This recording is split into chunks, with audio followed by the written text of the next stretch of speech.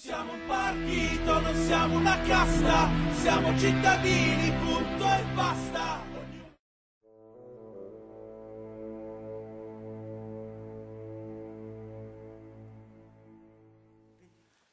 Allora, una volta che diciamo la raccolta differenziata, adesso vediamo come la differenzio per ottenere oggi, perché domani se va avanti, un riciclo massimo possibile.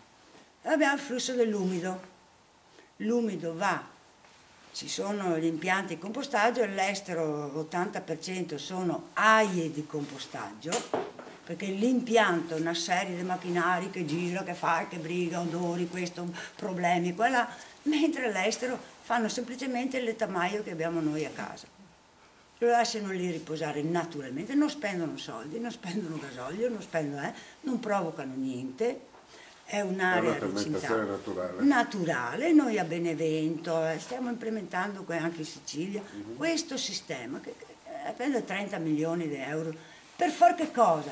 Per anticipare di 3-4 mesi la fermentazione, ma anticipandola cosa provoco? Provoco che va via tutta la carica batterica, per cui non ho niente dopo, ho una roba che non vuole nessuno, mentre se lascio naturalmente il processo non ho costi e ho un materiale.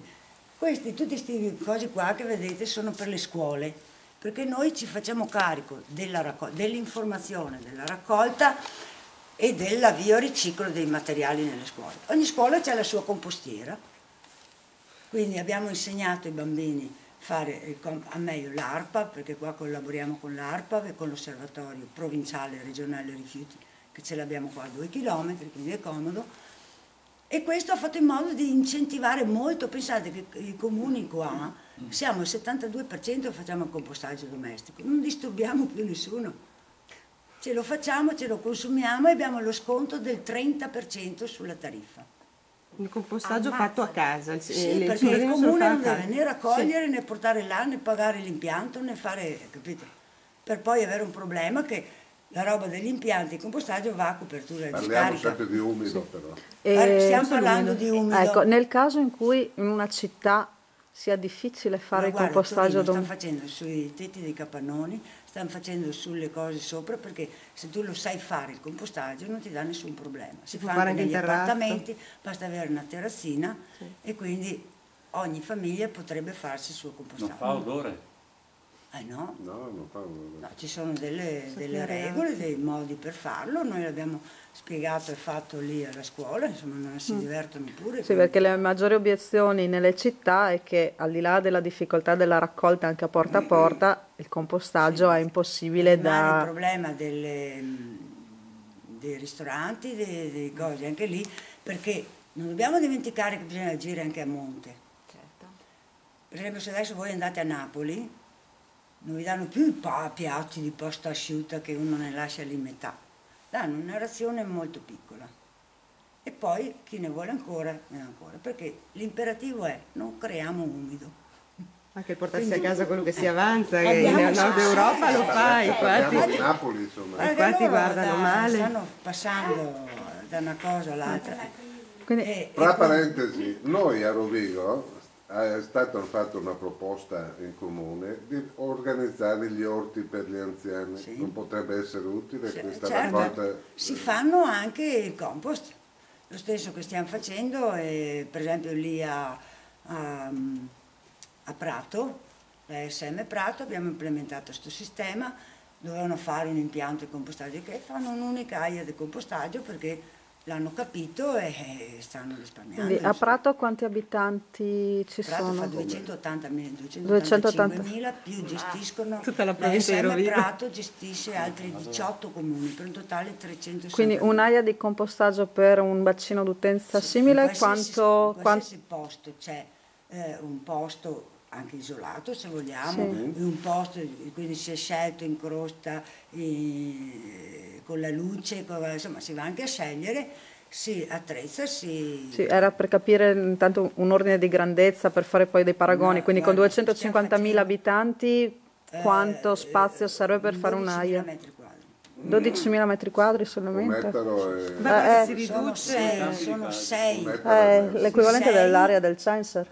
come si chiamano, 6 cumuli, uno, poi faccio l'altro, quando ho finito l'ultimo, questo è pronto, lo lavoro, ma allora sì lo posso vendere, perché subisce solo una vagliatura, se c'è qualche bottiglia, qualche pezzetto di roba.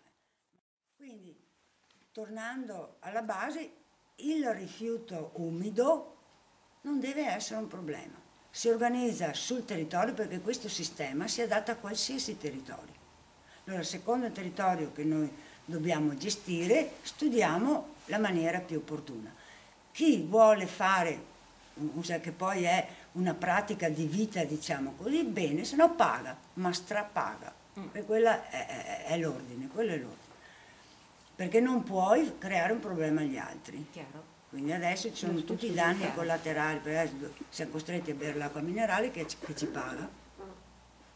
Perché qualcuno a suo tempo ha gestito male, quindi ci troviamo in queste cose. E quindi questi sono i famosi danni collaterali che adesso anche gli inceneritori sono nelle peste in maniera...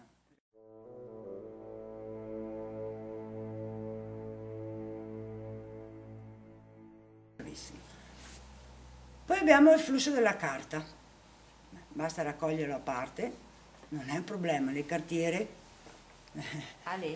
non c'è neanche più bisogno di dividere in diversi modi, perché sono tutte attrezzate ormai. Poi se non ci sono qua in Italia, all'estero, insomma, basta andare su internet, qualsiasi tipo di carta, qualsiasi essa sia. Ma quello che io voglio anche dire, i fazzoletti da naso, le salviette, si trovano tutte nel secco, non so, chiamate indifferenziato. Ma nell'umido. Allora, scusa, la cartiera tira via l'inchiostro dai giornali. Vuoi che non sia capace di dire, noi abbiamo spostato la massa Prato, prendiamo questo esempio qua, c'era dentro il 18% di carta nel residuo.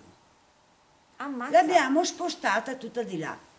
Scusa, dopo non so se ce n'è, ma nelle scuole, guai se un pezzettino di carta va. C'è carta, c'è imballaggi di altri materiali e c'è secco residuo e l'umido. Basta. Quindi tu Quella è la queste divisione. cose qui vanno tutti nella carta, no? Certo, Anche il fazzoletto gli da naso, Scottex, non tutto nell'umido. quello che noi dobbiamo vedere i materiali, cellulosa. Sì. Allora, sporca o non sporca non ha importanza, perché la fase di ripulitura, sterilizzazione e quant'altro la fa la cartiera, che è il suo compito, perché se va a comprare quella nuova gli costa 10 volte. Ma sì, partiamo dal presupposto che abbiamo veramente ignoranza sull'argomento, è questo che ci... Posso fare una domanda? Rifiuto no. Esatto.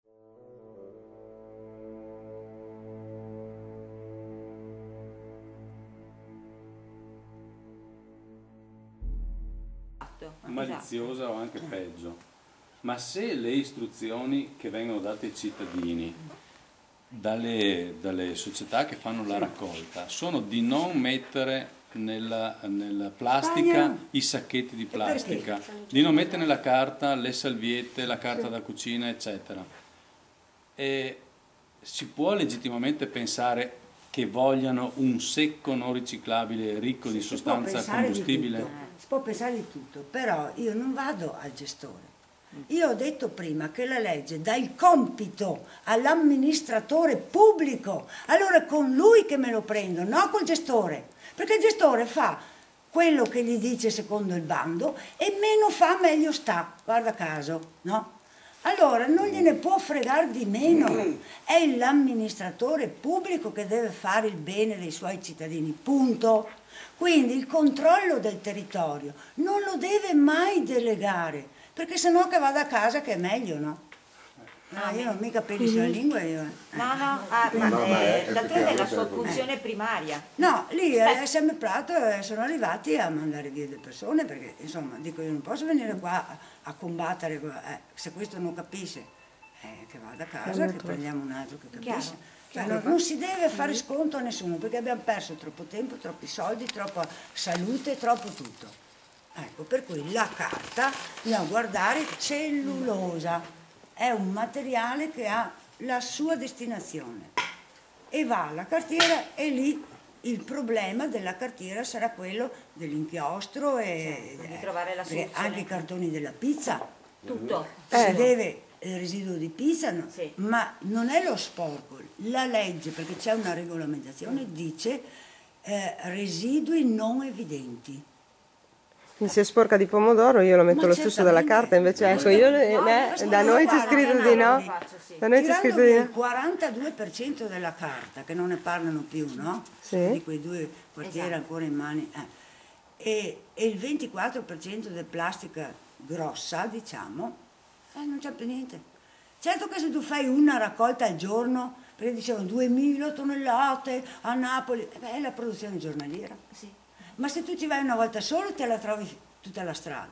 Adesso ci sono camioncini che passano ogni ora, caricano il cartone, portano in cartiera, rifanno il giro, caricano il cartone, portano in cartiera. Quegli altri caricano la plastica, portano all'industria e avanti.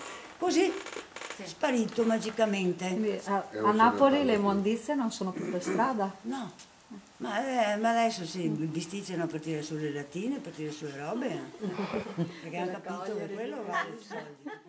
Adesso l'educazione in sostanza. Hanno fatto il salto culturale, diciamo.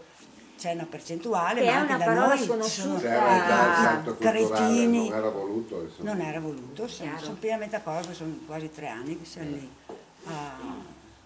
E però è partito da Federico II di Napoli, dall'università, da tutti i ragazzi gli ho insegnato come, hanno avuto un finanziamento dalla Comunità Europea, scuole del liceo scientifico, sono venuti qua in stage proprio a studiare, poi hanno anche i siciliani da Palermo, anche lì c'è una... Chiederemo anche noi un contributo dalla Comunità Europea a portare il comune qua. A portare i nostri assessori.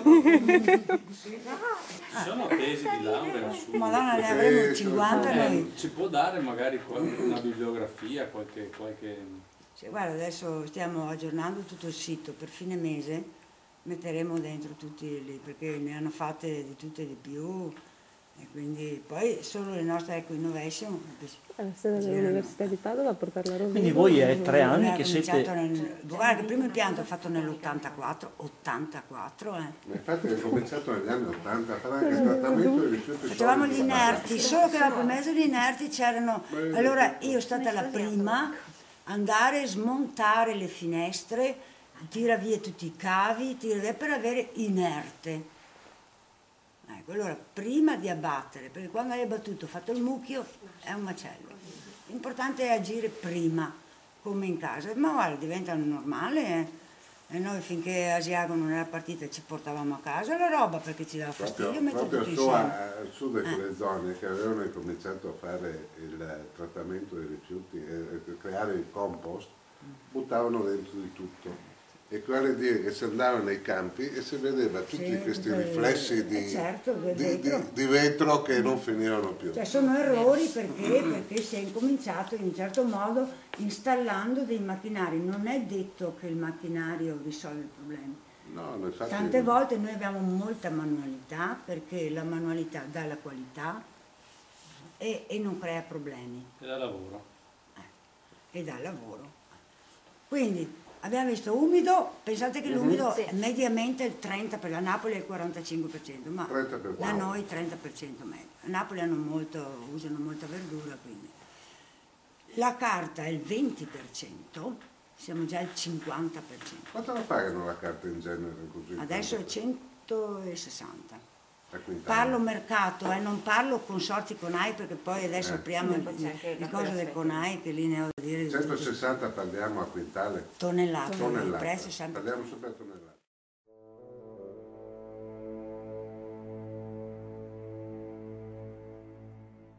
Ah sì, che se parliamo del CONAI, visto che noi ce l'abbiamo domani, che sta adesso facendo questo arrivo giro. agli imballaggi. Abbiamo fatto carta, anche la carta urbana va al Comieco, che paga pochissimo perché lì si blindano, perché il CONAI, chi pensate che sia? Aiuto. Cos'è il CONAI? Conosco qualcos'altro. No, cos'è? Cos'è? Non lo so. È un consorzio di industriali, Oh, i quali, siccome per legge, la legge, perché qua bisogna studiare la legge, e allora deriva tutto. La legge cosa dice per gli imballaggi?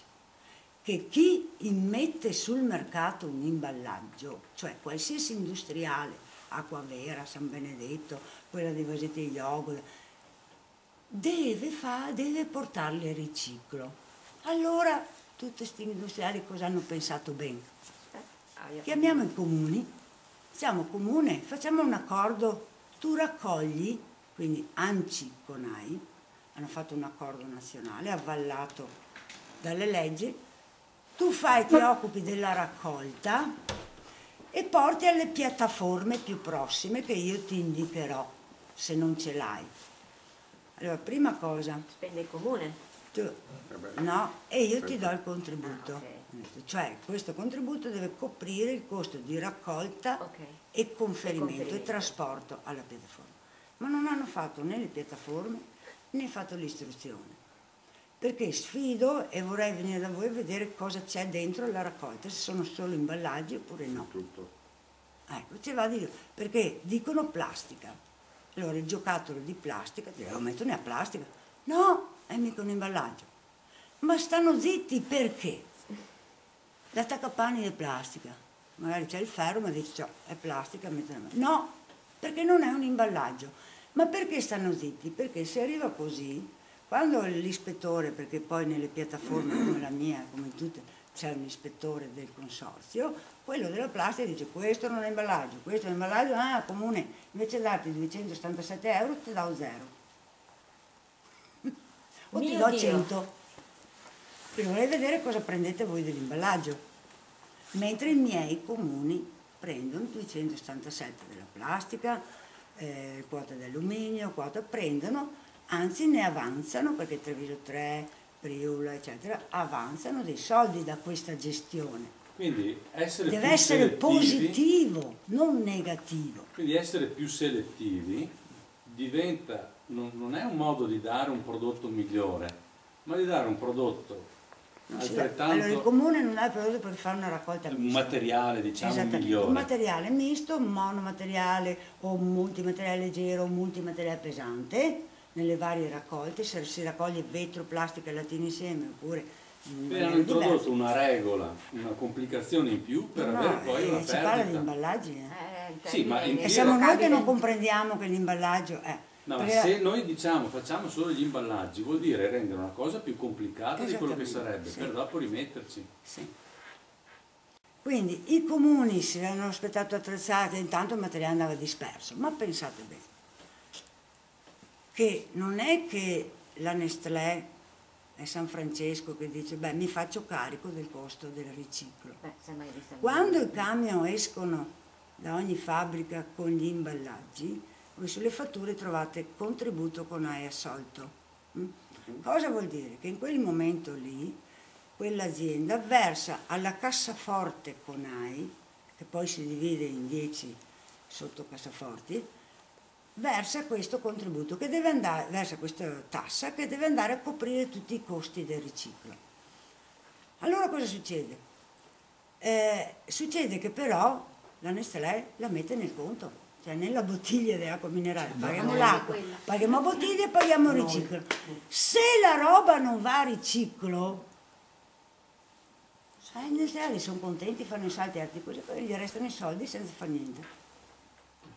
Quindi questo sistema che c'è solo in Italia, solo in Italia, esatto, se va a smaltimento, perché io vorrei venire a vedere per esempio a Novara o lì a Prato stesso la carta delle patatine, bisogna avere il concetto di imballaggio, tutto ciò che nasce con qualcosa dentro.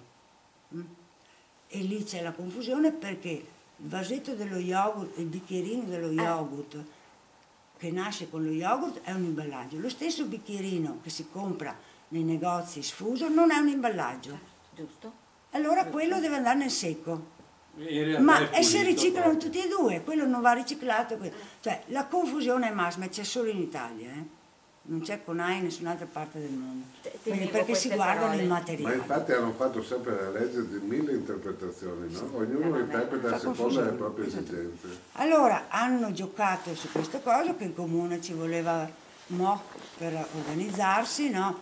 E poi il controllo, e poi dai il gestore non se ne frega niente e quindi Risultato, in Italia noi recuperiamo solo il 22% di imballaggi, mentre in Europa, dato medio, è l'84%. Per dirvi, allora giustamente paghiamo 2 volte. E continuano a creare delle discariche e continuano a buttare dentro di tutto. Vabbè, questa è mica colpa mia. E dopo recuperano il gas, fanno gli impianti di depurazione che fino a 2 o 3 anni fa ero da sola a combattere, quindi poi ho smesso perché ho detto vado all'estero, almeno mi onorano e ci collaboro, devo prendere parole qua e basta. Mi combattevano in primis i gestori perché abituavano a fare niente, figurati se si mette lì a andare a fare le riunioni, a fare questo, a fare quello. Adesso, ad esempio la gestione, non parliamo di politici perché allora divento ma la gestione, ad esempio qui in zona c'è il consorzio Contarina che gestisce, ci sono 3 consorzi più la società del comune di Treviso, 2 consorzi sono gestiti da Contarina che è un'azienda pubblica, sì, si fa sempre tutti i castelli, ecco, no? E quindi paghiamo 136 persone, scatole cinesi. Ecco, quindi questo è anche il rapporto tra un centro virtuoso come il suo, che quindi differenzia, diciamo, oltre il 90%, e altri ricicla. Sì, ricicla oltre il 90%, e una gestione invece dei rifiuti da parte di altre società che fanno in modo, diciamo, tradizionale, nel senso che buttano, portano a discarica la maggior parte del, in questo caso rifiuto. Siamo capaci tutti, se c'è una buca, magari prima tiriamo via la roba così vendiamo, è una buca, è difficile riempirla. Sono capaci tutti. Ma prova tu adesso quando vedrai i macchinari, cose che ci sono. Ecco, quindi questo, bisogna mettersi a farle le robe. Come funziona questo rapporto tra voi e diciamo, guarda, il conflitto tra due metodi diametralmente opposti? Noi qui abbiamo avuto il presidente, allora era presidente della provincia, ragazzo giovane, Luca Zaia, che ha creduto in questo progetto quando abbiamo chiesto, qua siamo dal 2004, prima eravamo in piccolo capannone con 7.000 metri, e siamo andati a chiedere di sviluppare un po', di mettere su questa attività, lui ha creduto, ha fondato addirittura il suo sul riciclo, infatti ha creduto e ci ha sempre autorizzato, siamo andati avanti. Dopo, quando lui è diventato in regione, il suo assessore è diventato presidente e ha continuato. Però abbiamo qui alcune lobby, capito? E quindi alcuni ci sentono, facciamo quello che ci chiedono, noi siamo una società privata, io e mio figlio.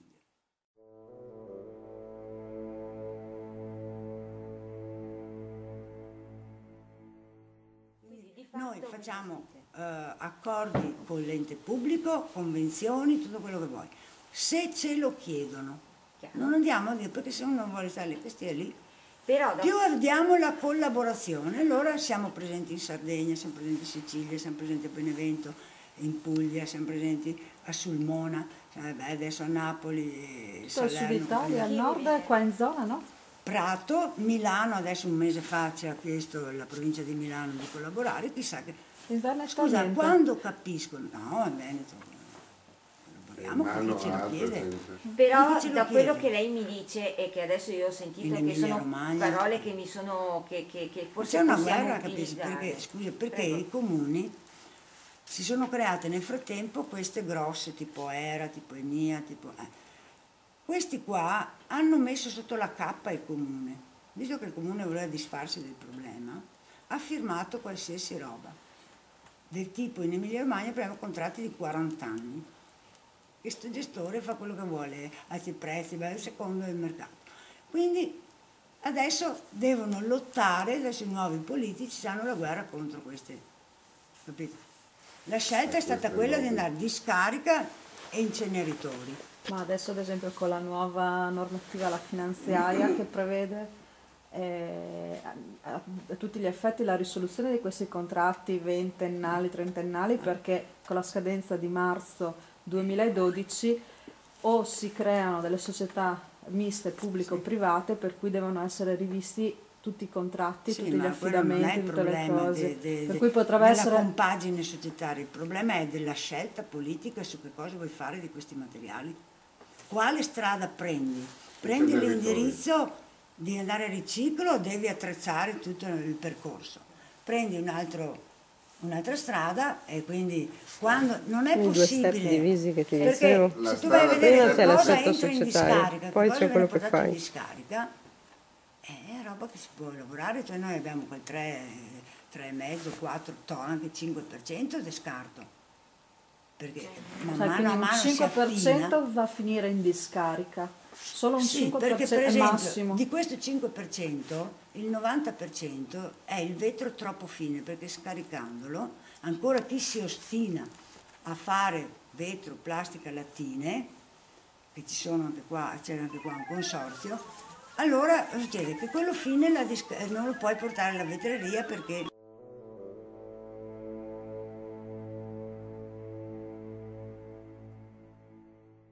molto difficile, quindi i gruppi, le cose, non è semplice neanche da parte di un politico, purtroppo si trovano di fronte a queste robe e non è semplice, ma è nata in Emilia un po' di rivoluzione perché si sono andati in Comunità Europea, allora la Comunità Europea ha esaminato queste cose, adesso si viene avanti. Poi ci sono le scelte già prese, ma adesso c'è un grosso problema perché l'ambiente vediamo tutti com'è, quindi i parametri non riescono più a rispettarli, c'era, è fermo, non è che funzioni, per fortuna se no sarebbero già evacuati tutti.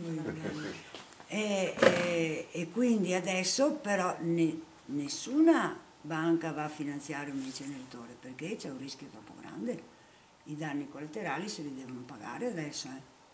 Quindi, e poi ci vuole minimo 800, questo lo dicono loro, non lo dico io, 800.000 tonnellate in gestione. Luca Zai ha già detto per il Veneto ne abbiamo 3, uno basterà, quindi andiamo alla dismissione 2, perché sono tutti e 3 in crisi, stanno ricevendo roba da fuori, perché la crisi porta a una diminuzione, non è che la crisi passa domani, ci abbiamo creduto per 3 anni che passasse, anche fuori comprende che non poteva passare così. Quindi adesso c'è la corsa, ma non è facile per un ente riattrezzarsi, fare il controllo del territorio, fargli a Prato, per esempio per gli abbandoni, perché c'è sempre il cretino che butta dal finestrino il sacchetto oppure deposita qua e là, ma allora se c'è sporco, se c'è un sacchetto, dopo 3 ore ce n'è una montagna. Giusto. Anche da noi, Sì. No, se invece si tiene pulito, uno si guarda intorno prima di lasciare. Quindi lì hanno acquistato 10 pick-up assumendo 10 ragazzi, diminuiti gli abbandoni dell'80%. Dove questo? E gli abbandoni costavano l'ira di Dio, perché l'azienda dice ciò devo muovere i camion apposta, quindi non costa 100, costa 200. Il costo di un po' di macchine, persone che mantiene. Fa risparmiare i costi Esatto. nella E in più questo bonifica. materiale, ecco, quindi si toglie, per farvi un esempio. Comunque, venendo agli imballaggi, abbiamo capito questo sistema CONAI, abbiamo capito che è un elemento di disturbo, purtroppo fino al 2013 c'è, ma era un sistema che doveva aiutare l'avvio. È nato anche in Europa, però dopo 5 anni basta, chiuso. È andato avanti il mercato, perché allora non c'era un mercato, c'era tutto da fare. Cioè chi comprava le bottiglie vuote, che doveva attrezzarsi con... non c'era, quindi bisognava aiutarlo. Ma non si può aiutare per 20 anni, no? Aiuti i primi 4-5 anni, poi basta. Quindi adesso c'è il mercato, perché se vende tutto all'asta, va all'asta e chi offre di più, 6, 7, 8 mesi prima di consegnare la roba, perché noi dobbiamo avere il nostro percorso. Ecco, quindi dopo vi spiegherò quando andiamo in giro. Quindi l'imballaggio dovrebbe tutto andare a riciclo.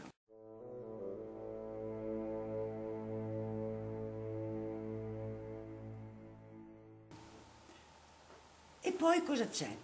C'è il resto, no? Che si chiama, siccome l'umido l'ho tolto, si chiama frazione secca residua. Non vedo perché devo chiamarlo indifferenziato, oppure addirittura non riciclabile. Smontata tutta sta roba qua. Perché andiamo a vedere di che cosa parliamo. Allora abbiamo visto che, e togliamo i problemi. Il problema più grosso era quello dei pannoloni e dei pannolini. Abbiamo molti anziani anche in casa, abbiamo bambini, pochi, ma insomma ne abbiamo, e poi la parte femminile. Allora noi, per avere un residuo secco, abbiamo fatto dividere, abbiamo attrezzato le famiglie, se è il bambino più grande, se no più piccolo, di un contenitore a tenuta per pannoloni e pannolini. Se hai l'anziano adeguato, è l'isola ecologica dove tu porti questo materiale, c'è il suo contenitore sempre a tenuta, e quello lì, presumiamo fino a marzo, perché a marzo avremo l'impianto nuovo, quello lì solo che costituisce, diciamo, un 5% del totale dei rifiuti urbani e della frazione secca il 20%, si va a smaltimento. Ma il resto, cioè l'80% del secco, il resto diventa riciclabile. Perché che cos'è? È tutto ciò che non è imballaggio. Perché se l'imballaggio l'abbiamo messo di là, di qua abbiamo gli stessi materiali, i piatti di plastica, i bicchieri, le posate di plastica, i giocattoli, la carta oleata, quella che c'ha plastica e cellulosa. Cioè sono materiali che noi abbiamo studiato per creare sta graniglia. Perché? Perché nella massa la prevalenza è matrice plastica, vale a dire derivato del petrolio. Allora c'è una norma UNI, perché noi facciamo tutta la norma di legge, che dice basta che ci sia almeno il 70% di matrice plastica e tu puoi fare il granulo. Beh, nel nostro ce n'è dall'80 in su. Perché se andiamo a tirar via, perché poi se l'attaccapanni che c'è il ferro, vedrete la macchina che tritura, la calamita tira via il ferro, mi resta. Quindi i sistemi di lavorazione ci sono, le macchine ci sono, non è il problema quello di attrezzarsi. È un problema proprio a monte di dividere questi flussi. E purtroppo il giocattolo ha le palette, là c'hanno il pezzo di ferro, o anche la penna, c'è la molla che è di acciaio e lo buttiamo via, no? La tiriamo qua. Allora in questo modo però in questa frazione secca c'è sempre chi si sbaglia, la signora che si confonde, eccetera. Ci sono sempre tante bottiglie, tante robe, tanti che dovevano andare negli imballaggi. Beh, mica facciamo granuli, li tiriamo via prima, perché li vendiamo come materiale pregiato e quindi evitiamo una lavorazione, perché tutto ciò che si vende è dalla selezione. Quindi è sempre un non far spese, cioè al di là della selezione io no, la selezione diciamo è apposta per dividere i vari materiali, il trattamento è quello che costa, quindi la trasformazione è quella che costa, quindi noi privilegiamo sempre di avere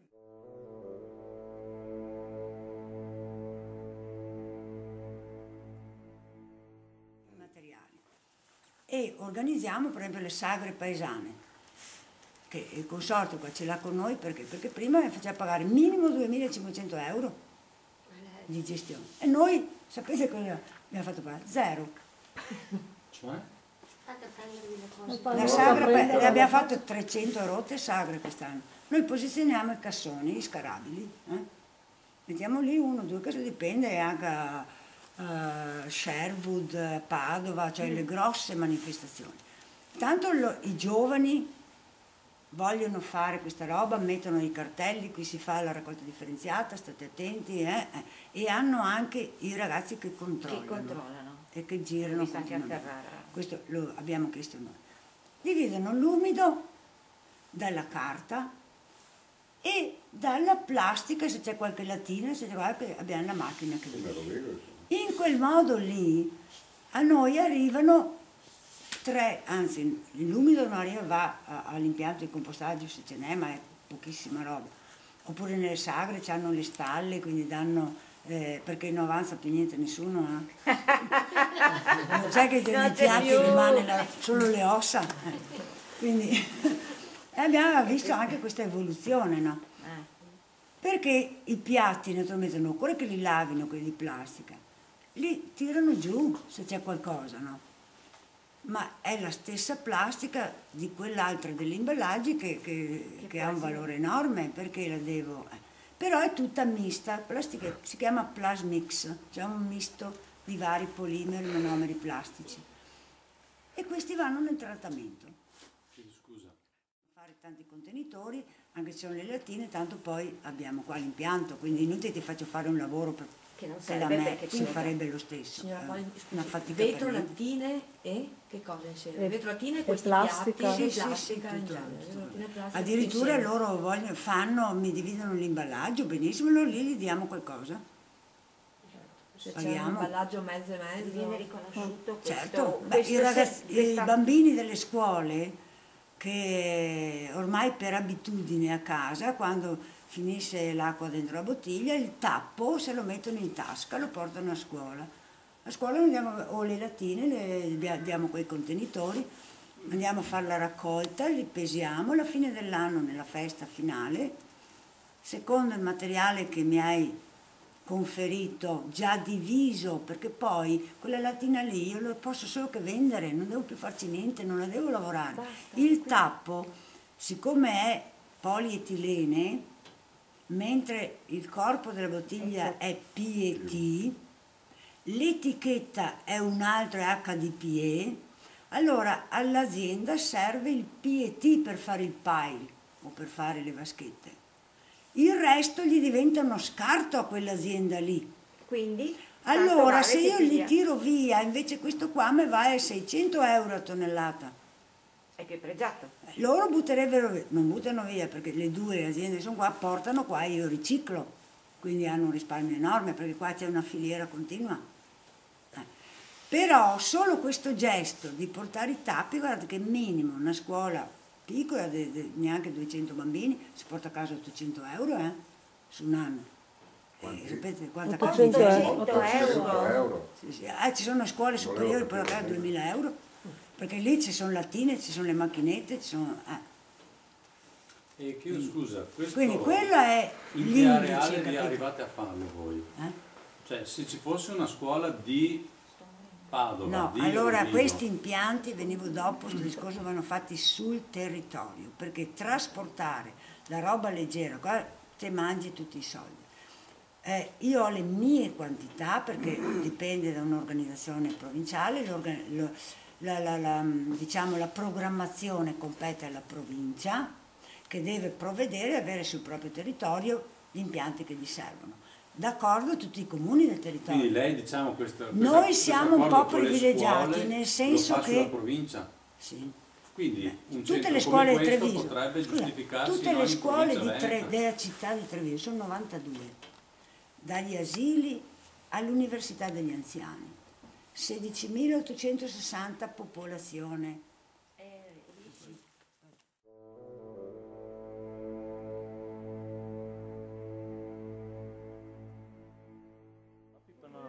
Gestita appunto 16.860. Sono tutti qui extra. Abbiamo comprato noi i bidoncini, cioè il comune ha detto no, tu non devi fare niente. Ci siamo dotati di un furgone apposito per fare la raccolta, abbiamo istruito, abbiamo fatto tutto, messo giù tutti i cosi, abbiamo nominato un responsabile dei ragazzi, un responsabile del corpo docente e uno del corpo non docente. Implementato o l'AIA di compostaggio anche lì, per esempio le scuole superiori che avevano diversa terra, sulla terra, proprio il classico letamaio, no? Oppure la compostiera laddove non c'era, non c'avevano neanche un pezzettino di terra, anche non avevano come usufruire, cioè cosa ne facevano? Ah, ma i bambini ci arrivano, Niente, sono tutti contenti, sai che abbiamo già un sacco di cose, abbiamo fatto il libro delle prenotazioni ai genitori, perché dice guarda che il supermercato costa 15,3 euro un sacchetto di fertilizzante e noi abbiamo letto proveniente impianto di LEC in Olanda. Impianto di che cosa? Di compostaggio. E allora compriamo i rifiuti degli altri, capito? Siamo alla follia. Loro ci hanno detto boh, ci fanno dare l'obolo, perché non possono notificare, 5 euro. Scusa, spendi 15. Quindi i bambini ci arrivano. Allora il comune di Treviso, che aveva mediamente un costo di 380.000 euro minimo, si trova a pagare zero. Perché io facendomi dividere lì, ho già i materiali, ecco, ho minimizzato il lavoro, ho materiale pulito, penso che ci siano dopo i sacchetti, non so se sono arrivati ieri o che, e quindi condividiamo.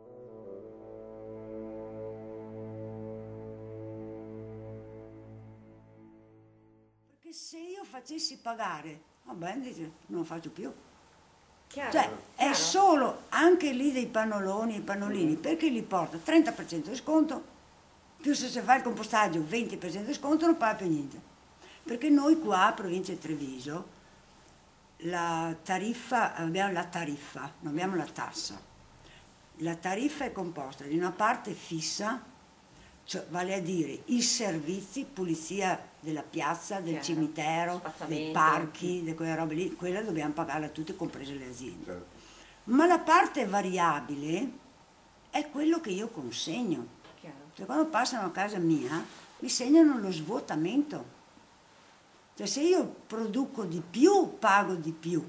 Se invece, ma per quanto riguarda l'imballaggio non paghiamo. Si parla di porta a porta, ovviamente. Si parla di porta a porta, non esiste più, il cassonetto è come dire butta il gatto morto, poi arriva qua, mi novo io, scherziamo, te la tieni, perché c'è sempre... e quindi noi abbiamo azzerato la parte variabile in questo sistema. Ecco, chi più, chi meno... Che era la meno valutabile praticamente. Certo, perché Era noi abbiamo i un'incognita nostri molto bidoncini, certo. come per le scuole noi sappiamo benissimo questo istituto, l'altro istituto, vediamo anche le anomalie, quindi diamo gli indirizzi per... Dall'alto della sua esperienza, il fatto di fare una differenziata spinta, quindi un porta a porta, è un palliativo dire che è difficile sostenerla in una città piuttosto che in una frazione? Ascolta, Roma ieri, se avete seguito, Alemanno è sconvolto, perché i 4 quartieri che con tanta fatica e con un movimento di popolo sono entrati a fare il porta a porta, Sì. e che hanno ancora un po' una roba mista, hanno dato risultati strabilianti, tant'è che l'impianto Colleferro che noi abbiamo, perché facciamo i consulenti, no? Sempre di un privato che è nato a servizio di questa cosa qua, non basta più, quindi gli avevo detto ci vogliono 4 impianti, 3 milioni di abitanti, se vuoi fare un impianto, possibile, almeno 4 impianti, tant'è che adesso non sapevano dove portare la roba, minacciava la crisi anche a Roma e noi, grazie al nostro Presidente, ci ha dato l'ok perché avendo un'area che si presta a dare anche accoglienza alle emergenze, cosiddette emergenze, fino a giugno che è pronto l'altro impianto, ma abbiamo dato la nostra solidarietà finché tu ti fai l'impianto, perché venire da Roma qua sono 650 km. A questo punto quindi adesso loro non va, di che impianto si parla? Di che tipo di impianto si parla? Selezione. Stanno facendo anche a Roma, quindi... Adesso stanno implementando il primo impianto fatto 1 anno e mezzo fa, si fa la linea in coda per il secco. Però lì c'è Ceronia, che pure vendono 90 anni, in momenti. Comanda. Quindi un impianto serve un bacino d'utenza di 1 milione di persone? L'impianto si adatta, perché come dire, per far mangiare per 2 persone prendo un pentolino, se no prendo una pentola grande, oppure ne prendo 2 e faccio 2 cose. È inutile che facciano un mega impianto per Roma, intasano tutta a circolare, no? Ne fanno ai 4 punti cardinali, così distribuisci e non fai girare, le cose. Quanto ci vuole per realizzare un impianto? Lì a Prato, guarda che dopo 3 mesi hanno sconvolti dei soldi che stavano risparmiando, voglio dire, perché prima tutto questo flusso roba via, tutto in discarica, tutto tritura, ma 40 milioni di euro di discarica nuova abbiamo a Rovigo. C'è nessuno che fa il CDR. Adesso invece intercettando i flussi, eppure Prato c'è il 20% di cinesi, quindi c'è un problema grosso. Intercettando i flussi vanno a mercato. Non so se mi spiego. Allora, quello che prima gli costava 280, adesso prendono 280 minimo. I costi, cioè, allora, tempi per realizzare una linea, un impianto. Allora, contemporaneamente si avviano tutte le cose. l'informazione, perché è inutile informare e formare nelle scuole se poi cosa vengono qua a vedere. Col discorso, col programma già fatto, fra 6 mesi è in funzione il primo impianto, fra altri 6 mesi il secondo impianto e così via. Così, perché qui vengono qui e vanno via con la prova, questi sono realizzati con quel granulo che diventa la prova, poi lo porta penne o porta, c'è chi ci mette dentro la piantina, c'è chi ci fa quel che vuole, ma noi facciamo toccare con mano, ecco, per cui dopo non diventa più conoscenza, diventa consapevolezza. Allora diventa automatico, cioè io non è che la mattina mi sveglio e dico aspetta che devo lavarmi la faccia, è diventato automatico che ci si lava la faccia. Allora quando devo mettere questa roba qua diventa automatico che la metto, questo lo metto nell'imballaggio, perché questo è un imballaggio e questo no, perché non è nato con qualcosa dentro. E devo rispettare le regole. Pur dopo, pensa te, io che gestisco tutto, questo diventa un scarto per il CONAI, però me lo lasciano qua e va insieme a questo. Cioè ci sono di quelle anomalie che sono assurde, e vanno a aumentare i costi, ovviamente. Sarebbero ancora riducibili? Se si volesse avviare qualcosa di questo tipo a Rovigo, è necessario partire dalla testa o dalla coda, mi spiego. La singola scuola si può fare anche un progettino semplice e cominciare, però dopo c'è il problema di chi raccoglie questo materiale. Partendo dall'alto bisogna mettere su l'impianto allora e dopo... Allora compete alla provincia l'organizzazione, che piano ha fatto sta provincia qua? Ha fatto un piano intanto, perché non si sa se l'ha fatto o no. Come l'ha fatto? Finalizzato a che cosa? Perché se prevede di avere una discarica di 20 milioni di metri cubi, è logico che la scelta è discarica, no? Anche se ci fa però fare il porta a porta. Certo, ma quella è una presa in giro. Facciamo un sacchettino quella è una presa in giro, capisci? E paghiamo una cifra. Ecco, se non ha l'impianto dedicato all'imballaggio e ad altre frazioni, ok, che dividiamo a fare? Per portarlo a Canicattì? Vanifichi tutto il discorso, no? Perché un camion di quelli che fanno la raccolta porta sì e no 4 tonnellate. Da qua invece escono, qua mi arrivano quelli da Roma, mi arrivano le cosiddette navi, walking floor, no? Che portano 28 tonnellate o 26 tonnellate. Abbiamo studiato anche lì per questo periodo perché non mi rovinino tanto la roba, che io possa lavorare. Perdiamo un po' e loro sono coscienti, quindi pagano il disagio che mi portano, però adesso stanno sia cambiando la tipologia perché hanno capito che si fregano da soli, sia implementando l'impiantistica. Adesso è stato un po' fermo perché la Dispoli e il Cerveteri si bisticciavano per tutti e due, volevano l'impianto, no? Cioè, un centinaio di posti di lavoro. Ma non è un inceneritore, è diverso. Allora, tempi per realizzare, diciamo, un impianto, dalla progettazione alla messa in funzione dell'impianto. Guarda, prima di quello dobbiamo vedere che piano c'è, cosa c'è sul territorio, perché noi non andiamo lì in Sardegna, non siamo andati là via tutti che noi adesso vi diciamo ex novo partire, no? In Sardegna si vede cosa c'è, c'era pure quello che andava a tirare su un po' di carta col suo camioncino, col suo figlio, quindi l'abbiamo fatto diventare un'azienda con una ventina di dipendenti, capito? Ci stai? Boh, non ci vuoi stare. Guarda che adesso andrai, perché si deve fare adeguato, sappiamo più o meno quanto arriverà dopo, quindi le percentuali, le cose, c'è letteratura, voglio dire, non è che partiamo da zero. Quindi si vede cosa c'è, si parte da quello e si rifà una progettazione. Ecco che allora il singolo sindaco è relativo, cioè devono fare massa perché cosa fa 300.000 abitanti? 250.000. Ecco, lì si può implementare la filiera, perché la quota minima sono intorno ai 300.000 abitanti. Quindi attrezzare. Esattamente, dallo stato di fatto si studia come variare. Per esempio lì a Prato, se porto quello perché è più semplice, non avevano l'impianto di selezione e andavano a Pontedera.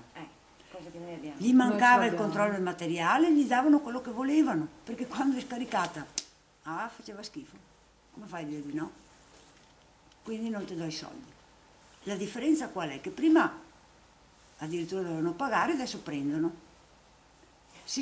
Allora ho detto dovete farvi l'impianto. Lì guardate che ho dovuto combattere, perché anche lì i gestori, poi la municipalizzata non è che capissero, quindi i gestori sono quelli da istruire per primi, ma quando c'è la volontà politica a monte, ha detto la parola magica. Quello funziona, perché anche a Napoli c'erano i gruppetti di autisti che dalle 8:30 stavano fino a mezzogiorno e mezzo al bar, ma è bastato mettere un controllo e controllarli su a marcia, e adesso o lavorano o vanno a casa. Ma la scelta politica va messa di fronte a quella che è la responsabilità di quello che loro poi scelgono come soluzione, chiamiamola così, per il territorio. Se non prendono delle soluzioni coscienti, devono rispondere di questo. È questo che noi siamo qua a... I cittadini hanno mosso tutto finora.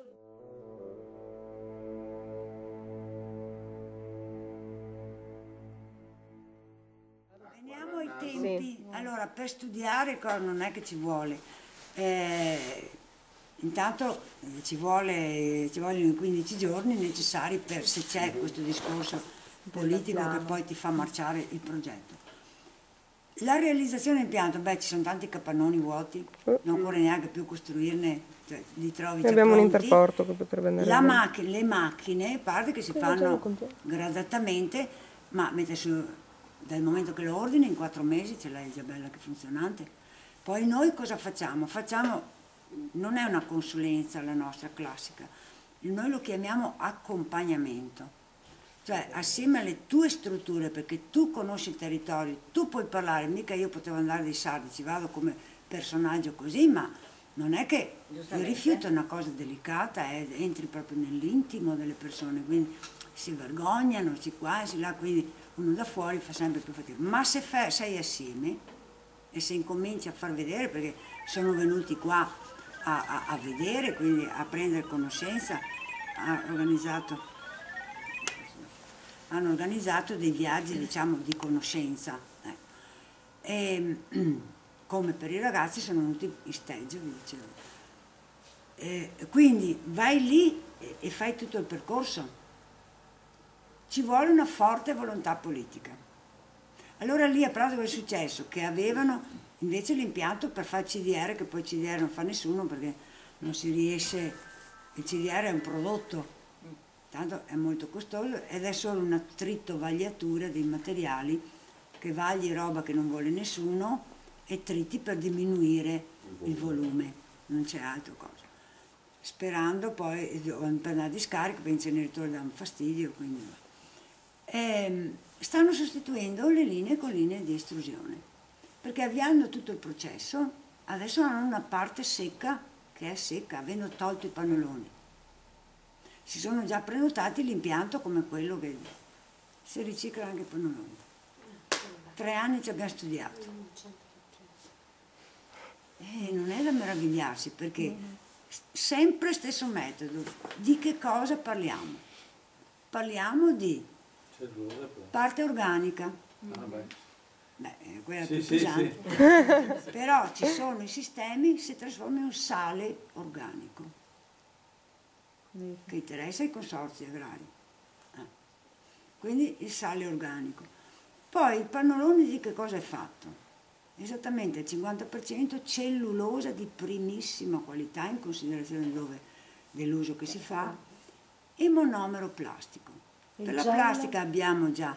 Il gel che adesso mettono... No, è sempre una plastica, sempre un monomero. E la cellulosa, pensa a te, le cartiere pagano più del doppio del cartone.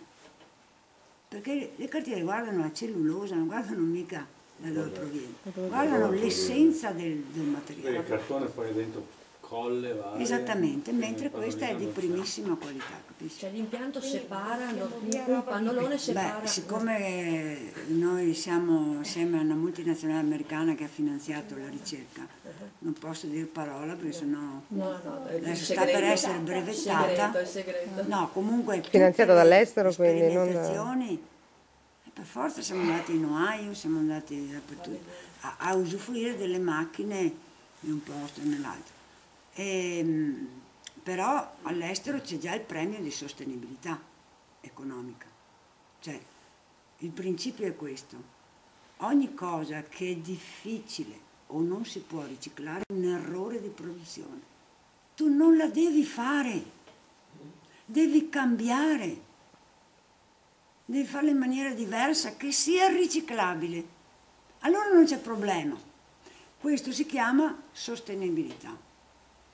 Allora le aziende che dimostrano di mettere sul mercato imballaggi, manufatti, prodotti che sono riciclabili, hanno il riconoscimento, anche in Europa, si chiamano certificati bianchi in Europa. Infatti quell'azienda, vi dicevo prima, che mi porta qua lo scarto delle bottiglie, cioè le etichette, i tappi, e io gli faccio il certificato, è andato a recupero, vado a te, e loro hanno i certificati bianchi, azzerano il costo.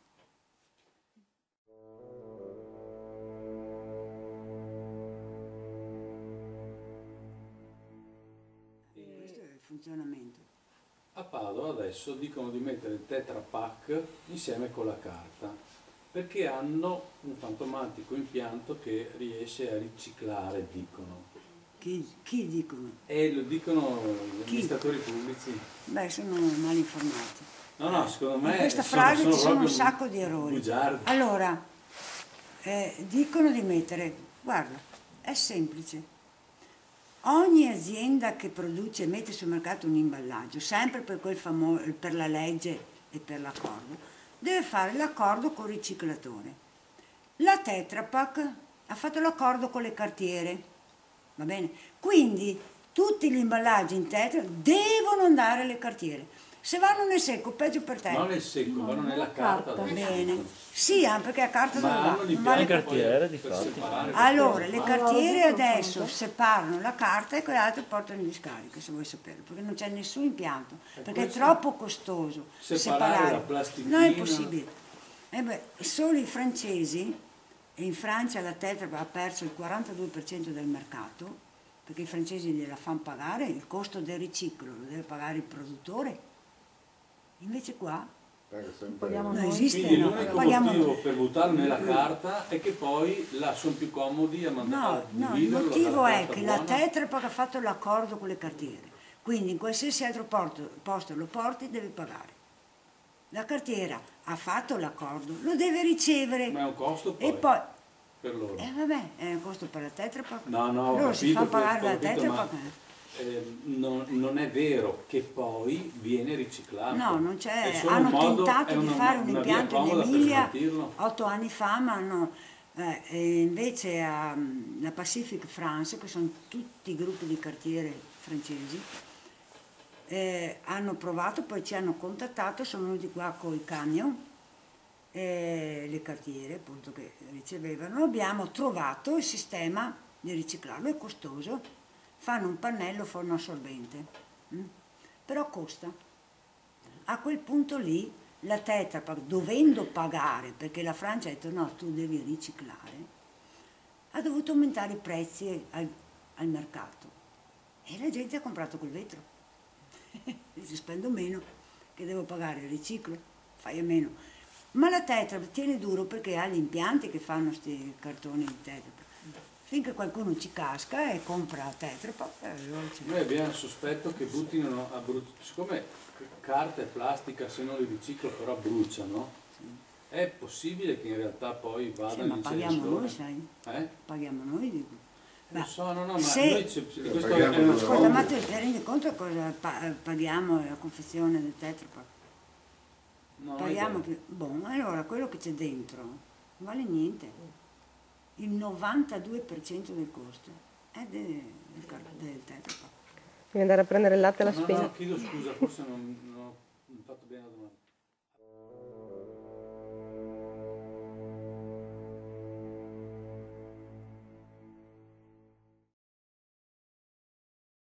Abbiamo il dubbio, e questo per noi è una preoccupazione per la salute e anche perché va poi a penalizzare le strategie virtuose, che buttino in inceneritore. Vabbè, perché gli costa meno smaltirlo così. Allora bisogna controllare chi è che deve controllare, l'ente pubblico, perché l'imballaggio non deve andare a smaltimento, Perché siccome l'inceneritore di Padova, come nessun inceneritore in Italia, hanno l'efficienza energetica, quindi non si può considerare recupero.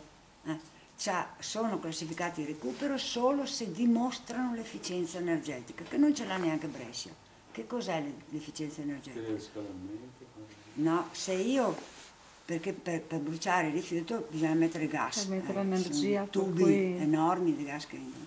Allora se io consumo 100 metri cubi di gas, ho l'efficienza energetica quando ne produco 26. Neanche 26 non riescono a produrre. Questo è un dato scientifico. Infatti non hanno il sostegno dell'Europa perché l'efficienza energetica non c'è. Adesso hanno i CIP 6 perché noi paghiamo i CIP 6, no l'Europa?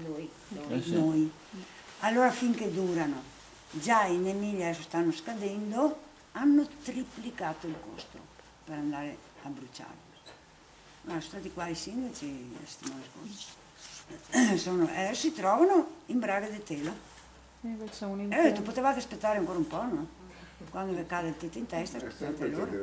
Quindi sempre lì, capito? Il cittadino non sa, quindi si fida e per cosa devo fare? Questo è il grosso problema, che non vengono aggiornati le persone con cosa sta succedendo veramente. Guarda che lo diceva persino Toro Seduto, l'ha detto, che la civiltà occidentale sarà sommersa dai rifiuti. L'ha detto lui nel 1800. Quando incominciava il problema. Quindi siamo arrivati alla frazione secca. I pannoloni abbiamo detto, nasce l'impianto, che ne abbiamo già 12 in ordine, quindi capisci? Perché tutti quelli che seguono la nostra strada, se prenotano, collaborano con noi. Su che costo si va per 250.000 abitanti? 300.000. Allora, guarda, noi non guardiamo il discorso, perché vedi anche questo modo di dire cosa costa lavorare i pannoloni. Allora io ti posso rispondere, il fatto che il lavoro costasse anche di più della discarica, che non è così, te lo dico già, non è così, ma costasse anche di più, ma io l'80% del secco lo riciclo e prendo soldi. Quindi comunque c'è un bilancio positivo. Se fosse anche allora non bisogna fermarsi, è come dicono, fare la raccolta differenziata costa, anche Roma diceva quello, aveva fatto una grande battaglia ai cittadini, costa attrezzare, fare, ma dal giorno dopo si è triplicato l'imballaggio avviato a riciclo, quindi contribuito, tant'è che non è bastato l'impianto, contribuito. Allora, oltre che aver preso i soldi, hanno risparmiato lo smaltimento, perché a Novara nel secco c'era il 38% di imballaggio, perché nessuno gli aveva spiegato che quello è un imballaggio. Mamma mia. Per cui, allora, i sacchettini delle patatine, anche la carta delle caramelle. Una linea, quindi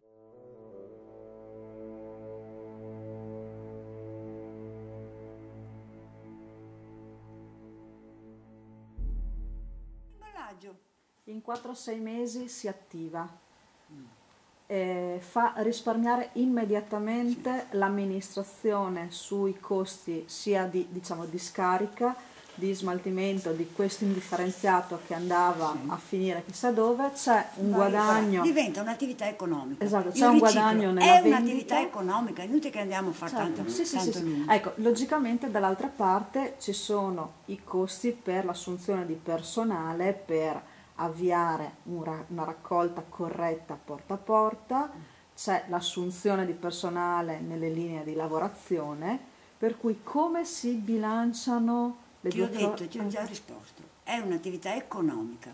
Vuol dire che si regge un'attività economica, laddove rimane un utile. In base alla sua esperienza, in quanti anni riusciamo a capito? Perché è tenuto conto tutto. Cioè, se io tu pensa, per fare la plastica devi tirare sul petrolio dai fondali marini, devi passarlo in 8 cose, devi fare questo qua, ce l'abbiamo già pronto. Perché l'obiezione del comune dice non abbiamo i soldi per avviare l'attività. Allora ci sono dei finanziatori, le banche, le uniche attività che finanziano adesso sono quelle del riciclo. Secondo la sua esperienza. E poi vuoi che ti dica, in Sardegna, che noi lì siamo soci perché sono già 4 anni che siamo lì, li abbiamo fatto arrivare, siccome bisogna dimostrare all'Europa che tu hai un recupero di materiali e quindi tutto il flusso. L'Europa ha dato il 90% del costo ai comuni, noi siamo entrati come socio privato al 49%, il 90% a fondo perduto, no prestito. Su un progetto? Il 10% l'ha dato meno 400.000 euro che hanno pagato 10 comuni, diviso per 10, 40.000 euro. e l'ha messo la regione, i porno, i FAS, cosa sono i vari. Ma noi abbiamo perso tanti di quei soldi in Europa che fa spavento. E sono andati, noi stiamo implementando in Montenegro, ti rendi conto? Stiamo perdendo a Iose, stiamo perdendo ogni giorno. Creato finora, in quanti anni viene fatto l'ammortamento di tutto? Guarda, noi, siccome questa è un'attività pesantina, diciamo, è previsto un ammortamento di 3 anni. 3 anni? 3 anni? Perché c'è molta evoluzione. 3 anni? Sì, c'è molta evoluzione, noi abbiamo gli ammortamenti, poi li lasciamo lì perché le macchine le andiamo a variare, perché bisogna tenersi, tu pensa ogni giorno quante robe nuove vengono immesse sul mercato, io le devo studiare prima che arrivino da me, non posso mica che mi arriva la sedia fatta che ne so come e aspetta che mi metto a studiare, no. Io lo studio a monte. Cosa devo fare? Adesso si è capovolto il discorso con questa storia dei certificati bianchi, no? Perché le aziende che devono produrre, e ti posso fare 100.000 esempi, chiamano e dico, ascolta, vieni a vedere se sta roba che sto pensando è riciclabile. Così si deve fare. Questo è il percorso di sostenibilità. È inutile che quando mi trovo un problema mi metto a studiare. E noi scontiamo questo ritardo di non averlo fatto prima. Lei ha dei canali verso la comunità europea? Noi facciamo parte, noi siamo patrimonio, facciamo parte di una commissione e io sono, quando vado in giro, sono rimborsata dalla comunità europea, faccio dissemination, si chiama. Perché più si porta in giro, meglio, giova a tutti. Quindi questa è proprio una politica dell'Unione Europea, cioè di incentivare queste cose qui. Quindi te lo spiego, allora in Belgio, in come anche Germania, sì, il in Olanda, fund, dove voi andate, vedete, se state attenti ai supermercati, le donne o gli uomini entrano con le spocche piene. Sì. Anche i barboni fanno così, raccolgono alle feste i contenitori. Perché non c'è CONAI, vanno lì, c'è un'altra filiera, che i negozi poi hanno il centro di recupero abbinato e tutto qua, quindi vanno lì, gli danno il buono sconto o i soldi, è come un vuoto a rendere. Esatto, ma c'è il prezzo indicato in ogni bottiglia. Anche da noi una volta c'era il vuoto a rendere del vetro. Guarda, io sono nata a Giacciano con Baruchella, in provincia di Rovigo, e me ne vanto, lo dico in tutto il mondo. Allora lì noi avevamo negozio, trattoria, tabaccheria, chincaglieria, da Poli, lì, proprio sulla strada, e io avevo, per dire com'è nata questa mia passione, io avevo il compito da mia nonna, in cantina avevo la mia raccolta differenziata, le ossa, perché facevano la farina, gli stracci, adesso a Prato sono rinati i cenciaioli, erano i più ricchi pratesi, infatti il papà di Cenni, il sindaco Roberto di Prato, era un cenciaiolo, ha fatto la sua fortuna con i cenci. Adesso li hanno riaperti i cinesi, comunque si può conferire. Quindi il ferro, le pentole vecchie, dopo averle usate per le galline magari, ferro, e allora io davo l'uomo Strasse Ossi Ferrovecchio, Maria. Allora io consegnavo questo compito proprio, pesava il bilancino e mi dava i soldi, ma mia nonna mi dava la percentuale, no? Allora anni dopo ho detto, ma come? Se già allora ci si guadagnava, adesso ci siamo dimenticati.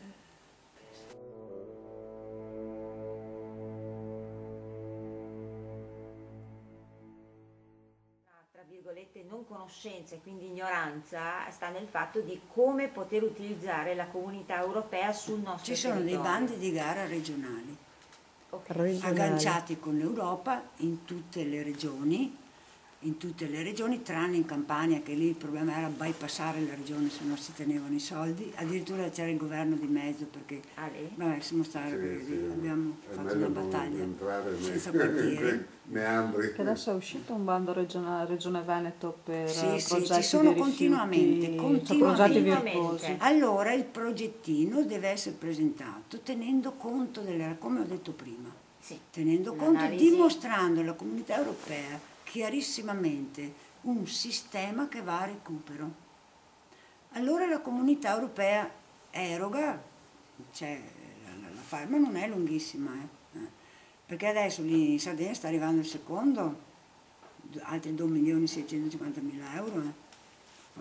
Quindi non è lunghissimo, nel frattempo si fanno tutte le altre azioni. Che sono esattamente le azioni? Incominciare a vedere come dividere il territorio, implementare, no! Addirittura qua è il gestore che fa il bando di gara per il comune, perché il comune non sa cosa fare. È vero. Dice basta che te me porti via, È vero. non mi interessa, dimmi cosa devo pagare. Quindi i comuni o insieme di comuni devono riappropriarsi del loro ruolo preciso, perché io non posso andare alle scuole a parlare se non tramite il comune, e non posso fare un'organizzazione dei condomini, delle strade come abbiamo fatto lì a Prato. Pensa che su una sola strada sono 6.000 abitanti, saranno 10 condomini, sono robe mostruose. Ma lì allora abbiamo studiato zona per zona come avviare, perché non puoi prendere uno standard e dopo non funziona. Vedi che non funziona la raccolta differenziata, no, sei tu che non organizzi bene. Perché noi abbiamo chiesto a loro un condominio hanno deciso di farsi l'isoletta interna, addirittura con la signora che controllava. L'altro ha detto no, noi uno per uno vogliamo quelli impilabili, eccetera. Ci sono tante di quelle forme. Basta contrattarle. Il fine qual è? Che ti arriva fatta in un certo modo. E se viene scelta da loro, non possono mica dire guarda cosa mi fa fare.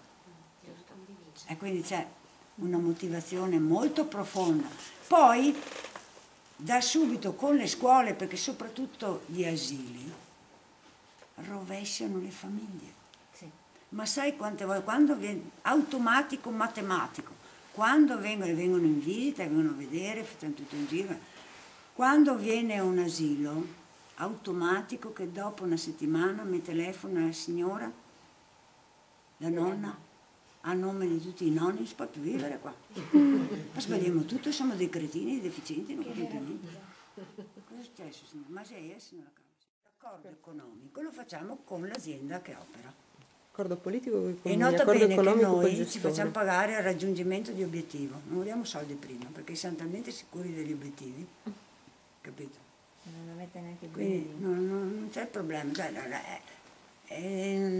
noi è solo affrontare, prendere le persone, ci vuole nel primo acchito entusiasmo, prendere persone adatte, perché se uno ha sempre fatto una roba, e dice, ma no, impossibile, perché la vede in maniera diversa. Quindi tu, anche se stai lì un mese, non lo convincerai mai. Culturale, Però, come mi diceva lei, bisogna partire dalla provincia. Dalla provincia. E dopo si È risale l'ente programmatorio del territorio della provincia. Giustamente, perché se alla Anche perché adesso dovrà ricevere Virginia, allora chiedi un Nota bene appuntamento che a qualsiasi sia Virginia. provincia, la legge italiana che deriva da quella europea dice primo ridurre, riutilizzare, riciclare. Solo se non è possibile smaltire. Quindi non possono andare, se uno c'è un loro dovere. se propone, esatto, che seguono la legge, cioè, no, non no. c'è alternativa. E nel futuro, diciamo, che prospettive ci sono per diciamo, il materiale che è già in discarica? Perché so che ci sono dei progetti, avevano fatto uno studio a Londra, per esempio, che sarebbe stato più vantaggioso andare a scavare nelle discariche per dire... Guarda che quello lì l'ho seguito ancora 20 anni fa, quindi ne so Non molto. tocca più niente a nessuno. No, allora lì intanto devo aspettare 40 anni, perché allora tu pensa a 40 anni, il materiale è degradato al massimo d'anno. Tutto al più tiri via un po' di ferro che vale molto poco, perché la Germania ha fatto, appunto io l'ho fatta in Germania, l'ha fatto per bonificare, è un costo. Il Sì, ministro non sono Prestigiacomo, ricavi, ma non sono- l'ha detta anche dei mesi ha- fa, abbiamo 68.900 rotte di scariche che inquinano e non c'è un euro. Perché chi le ha fatte se n'è ito dopo, Adesso no? c'è E gas ha che lasciato, allora capito, sono 50 anni che andiamo avanti spostando sugli altri, sui figli, sui nipoti e avanti i problemi. Adesso siamo arrivati pieni. Allora chi è che fa le bonifiche? Allora tu lì, cosa hanno fatto i tedeschi? Come hanno bonificato i fiumi? Finisce nel 2032 il piano tedesco di queste cose. Io sono andata a Francoforte, hanno fatto un ascensore trasparente per vedere tutta la stratigrafia, cioè tu non entri prima di 35-40 anni nella discarica. Cioè hanno fatto un assessore che entra dentro... Sì, la roba che soffrivo era Mamma mia. la claustrofobia, 82 metri. Quindi fai conto. Insomma, la morale di tutto questo, cioè, noi stiamo parlando, ormai cos'è, un'ora che stiamo parlando e ci siamo resi conto che di fatto quello che è un costo per gestire, diciamo, tutto il rifiuto adesso che è fatto senza criterio, senza assolutamente nessuna assunzione di responsabilità di quello che lasciamo poi in eredità a chi viene dopo di noi, in realtà con lo stesso costo si potrebbe comunque ottimizzare, arrivare a riciclare, a reimpiegare, e quindi non è un rifiuto la materia, ma è un elemento che va di nuovo... Costo. Noi l'abbiamo dimostrato nei comuni che stiamo gestendo e anche quelli più grossi del tipo, ecco, perché adesso per esempio la raccolta ho detto della carta e cartone che era il 42% a Napoli e la plastica grossa il 20-21%, non costa niente al comune di Napoli. La fa un altro, ha dato l'ok, lì abbiamo studiato, ha dato l'ok a dei trasportatori, si sono attrezzati con i furgoni eccetera, che vanno, fanno il giro, noi abbiamo attrezzato delle isole ecologiche, trovano il cartone lì, quello si prende il cartone, ma non costa niente al comune di Napoli. Quindi l'hanno azzerato il costo, non so se mi spiego. Quindi non ci E sono pertanto è azzerato per il cittadino. Quindi non ci sono 42 scuse più di fatto. 42 20. più 20 fa già 60 rotti.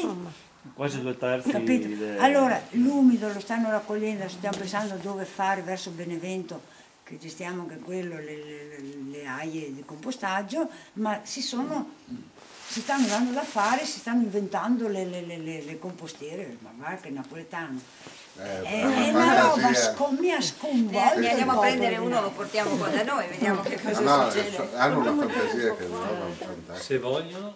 Se vogliono. Sì, c'è una 2 anni si rivoluziona il modo di pensare. sì. Un anno, No, la rivoluzione culturale va favorita dalle scuole. chiaro. Allora subito l'intervento nella scuola Maestra, e dove dopo, sei? È qui. e dopo ci vuole Perché abbiamo anche la costanza dei politici di fare le riunioni di quartiere. Ma le stanno già facendo per promuoversi.